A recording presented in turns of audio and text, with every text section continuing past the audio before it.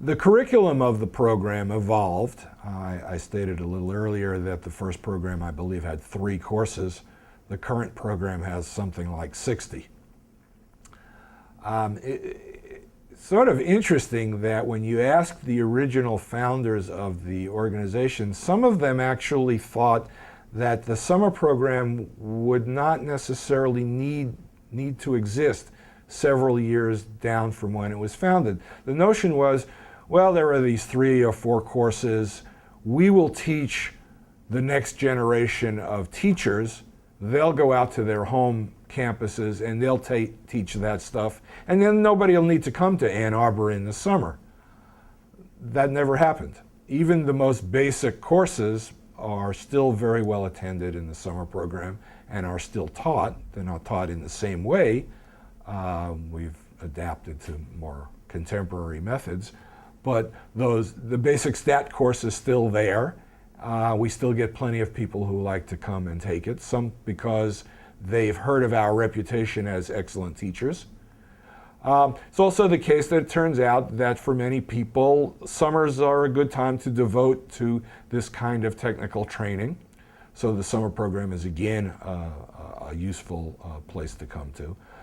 But what's also happened over the years is that newer and more sophisticated and more subtle techniques of analysis were added into the portfolio of the courses. So when I took over the program in the early 80s, there were maybe 25 or so courses. We've now more than doubled that number. Some courses you try and you're always trying to innovate and stay ahead of the curve.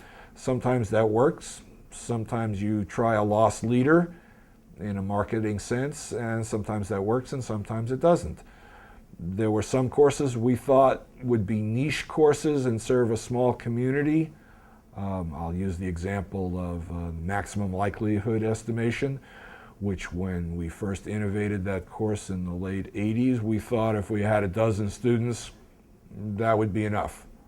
It reached 20 and we were overjoyed. Last summer, that course had 80 students in it. Some things catch on.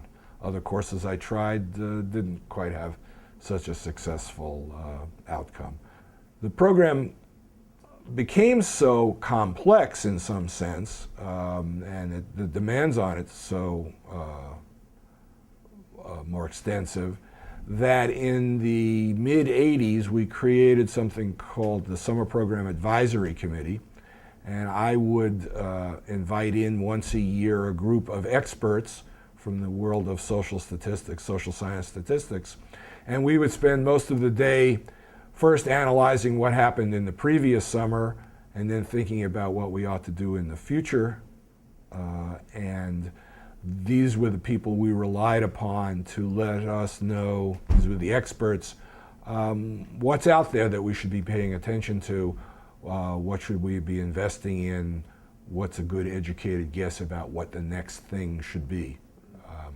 And so that helped us stay at the forefront, but also keeps us grounded in the professional environments. So up until the mid-1980s, all summer program courses existed in Ann Arbor, and Ann Arbor only, and only during July and August, during the summer term of the University of Michigan.